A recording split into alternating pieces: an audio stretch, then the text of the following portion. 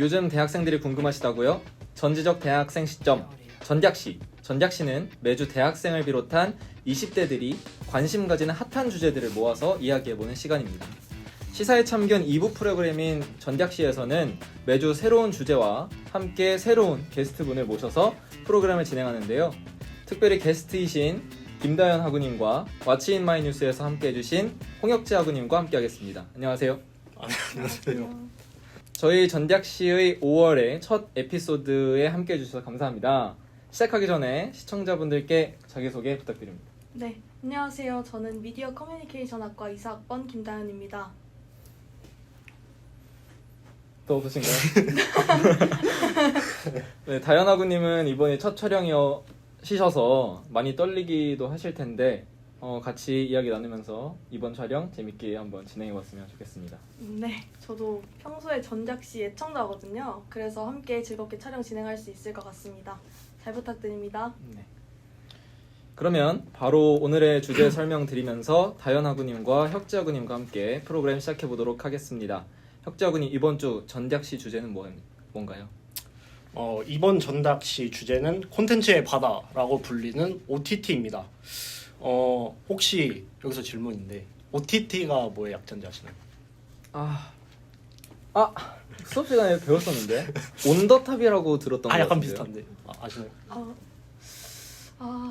어제까지 알았는데 어디까지 알았는데 잘 오늘 모르겠네요. 오버 더 탑입니다. 오버 더 탑이라 해가지고 뭐 어쨌든 그러면 이제 다현 학우님은 혹시 OTT 즐겨 보시나요? 저는 엄청 많이 봅니다. 네. 엄청 많이 보는데 최근까지는 티빙의 환승연애 3 다들 아세요? 네네네. 그걸 제가 본방 사수해 가면서 봤는데 그렇습니다. 그것만 보나요? 그거 말고는 최근에는 아직 찾고 있는 중입니다. 상욱 학우님은?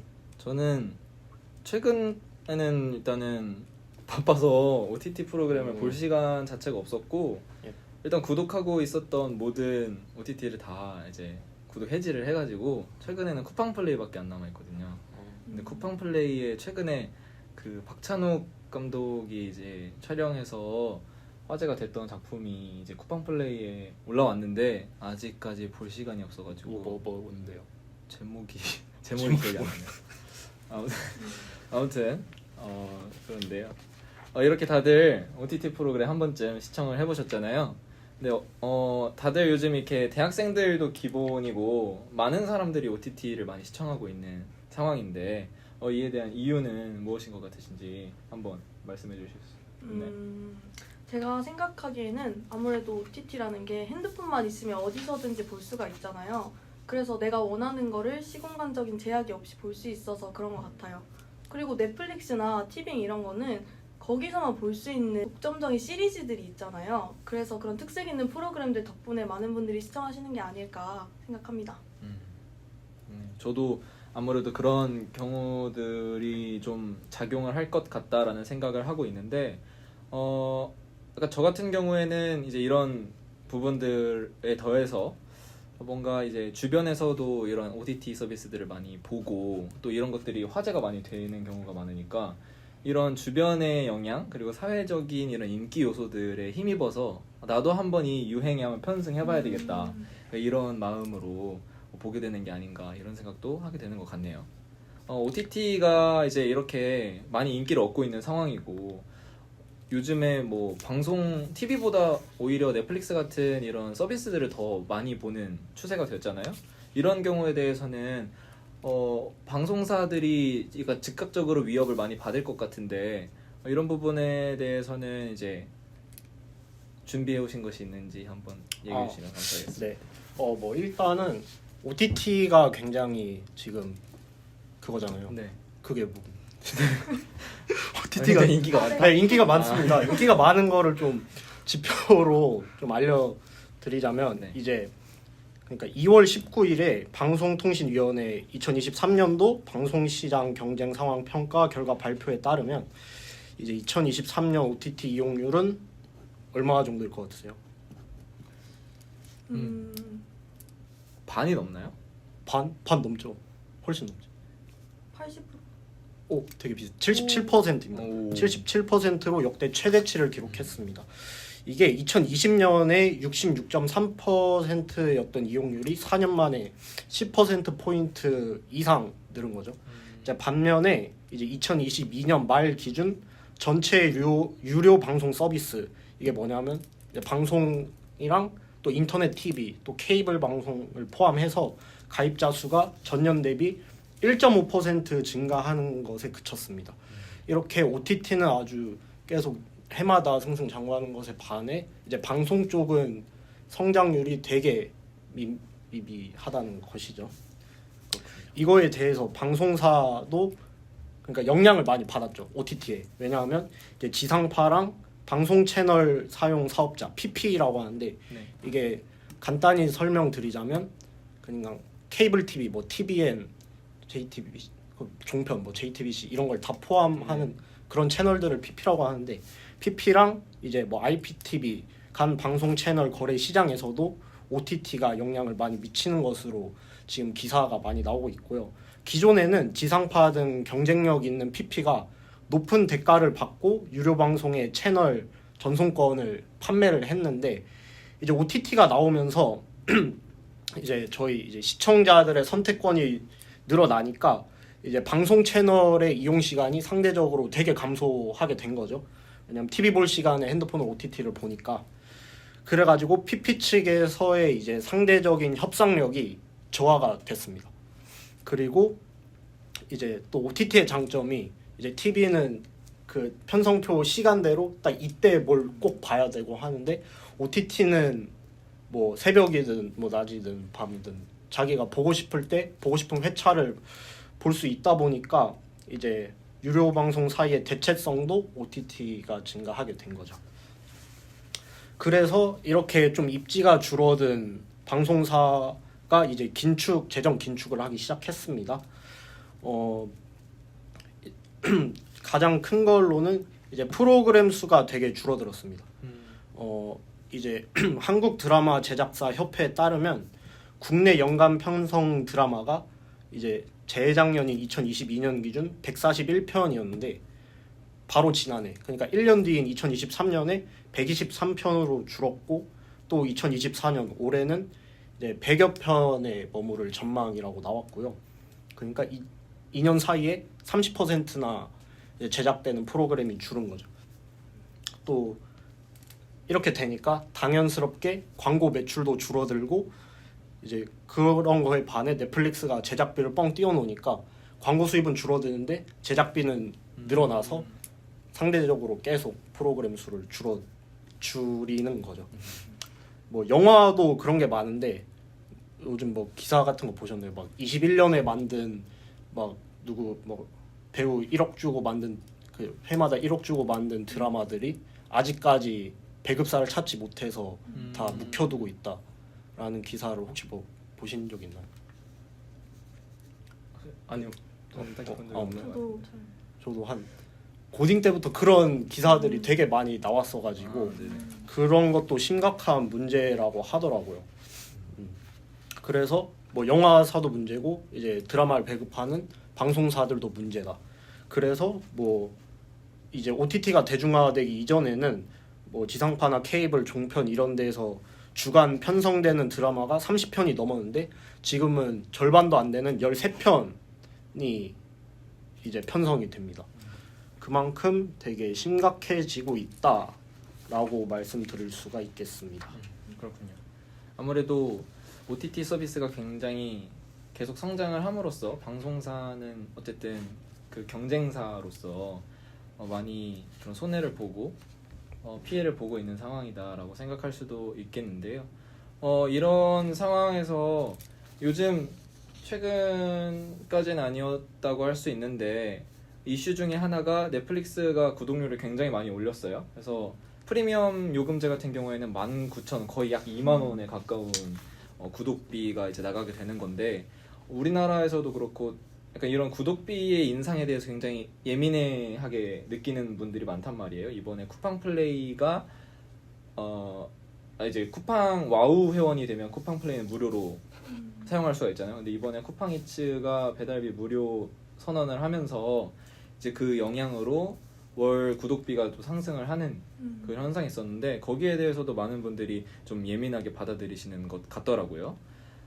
이렇게 OTT가 가격 인상을 줄지어서 하고 있고 하는 상황인데 이런 부분에 대해서 소비자들은 어떤 인식을 가지고 있는지 얘기해 주실 수 있으신가요? 네, 제가 최근에 기사를 좀 찾아봤는데 기사를 보면은 OTT가 가격 인상을 그렇게 하다 보니까 소비자들에게 많은 비판을 받고 있더라고요. 국내도 마찬가지고 해외에서도 OTT 플랫폼 모두가 가격을 대폭 상승하고 있어요. 이게 조금만 상승을 해도 소비자들이 반발할 수 있는데 대폭 상승을 하니까 더 반발할 수밖에 없는 것 같아요.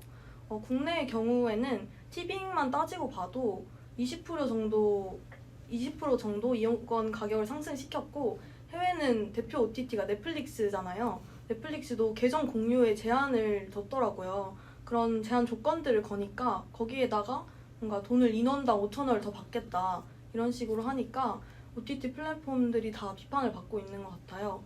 근데 제가 생각했을 때 돈을 올리는 것도 비판받는데 거기에 더해서 너무 많은 금액을 한 번에 상승시키고 또 그런 게 또 비판을 받는 것 같습니다. 또 제가 생각을 한번 해봤는데요. 왜 이렇게 갑자기 가격을 상승을 시킬 수 있었을까 생각해보면 진짜 아까 혁재님이 말씀하신 것처럼 특정 OTT 플랫폼에만 즐길 수 있는 그런 올리 프로그램도 존재하고 그리고 공간적 제약이 적다 보니까 OTT 말고 소비자들이 TV를 잘 안 보게 되는 것 같아요. 그런 점 때문에 OTT의 힘이 강해져서 소비자들 입장에서는 돈이 올라가도 OTT를 구매할 수밖에 없고 그러다 보니까 OTT 회사 입장에서도 가격을 그냥 눈치 보지 않고 올리는 그런 상황이 되는 것 같습니다. 맞습니다. 아무래도 OTT 시장이 많이 커졌고 이 OTT 시장 자체의 크기의 변화로 인해서 이 미디어 시장 자체도 많이 변화를 한다라는 것을 체감할 수 있는 것 같은데요.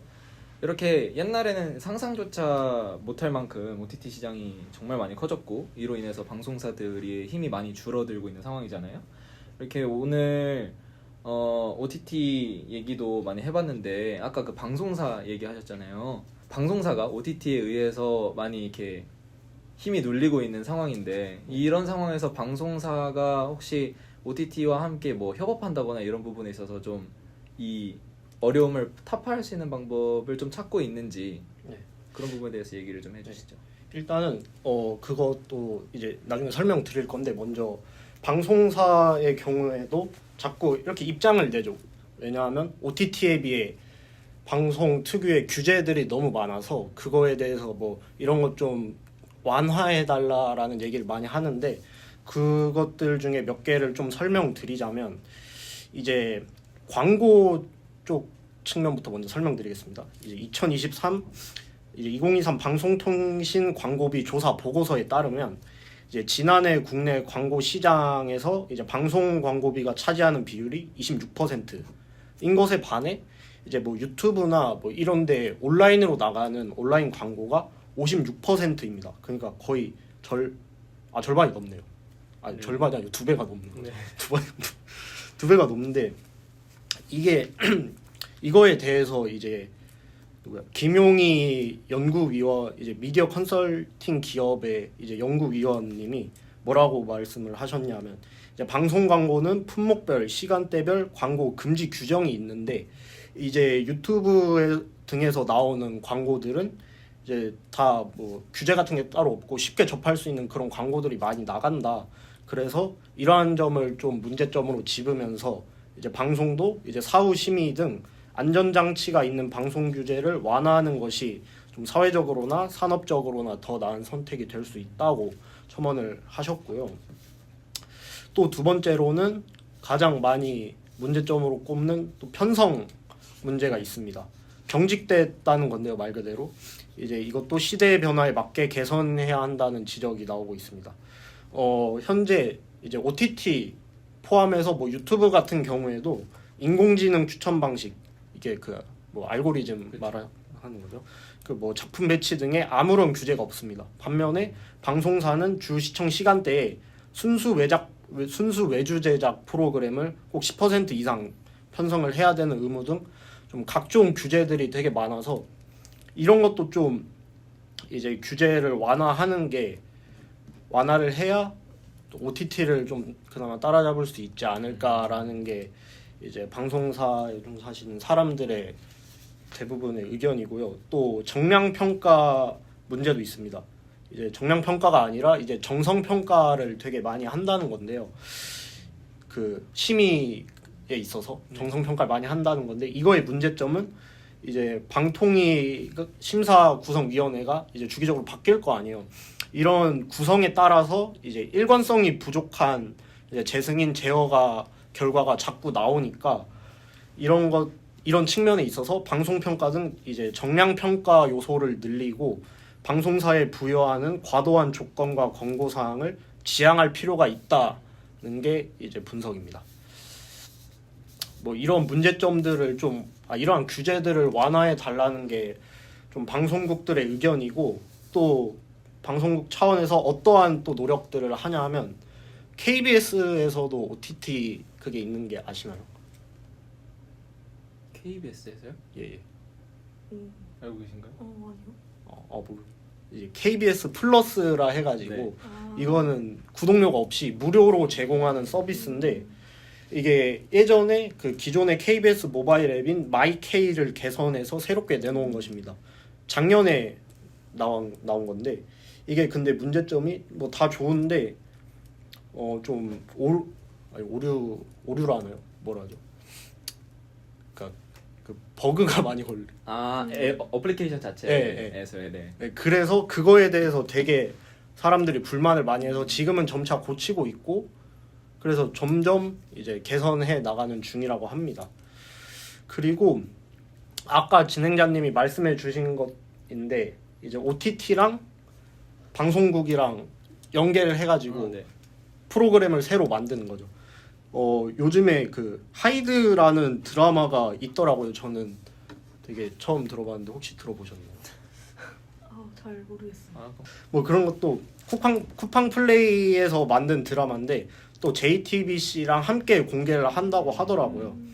또 뭐 다른 OTT 업체도 막 방송국이랑 연계를 해가지고 되게 프로그램을 많이 내는데 이거를 이제 멀티 플랫폼 전략이라고 하더라고요. OTT도 OTT 안에서만 제공하는 게 아니라 뭐 영화관에서 상영을 동시에 한다든지 이제 방송사에도 이제 정규 편성을 낸다든지 OTT에서 나가는 거와 동시에 이렇게 다양한 플랫폼에서 노출을 함으로써 이제 OTT 입장에서도 되게 홍보가 다른 곳에서도 많이 되니까 OTT 입장에서도 좋고 방송국에서도 이제 OTT의 자본과 함께해서 고퀄리티의 뭐 드라마나 프로그램을 낼 수 있으니까 서로 좋은 그런 방식이죠. 네, 그런 것도 많이 있다고 합니다.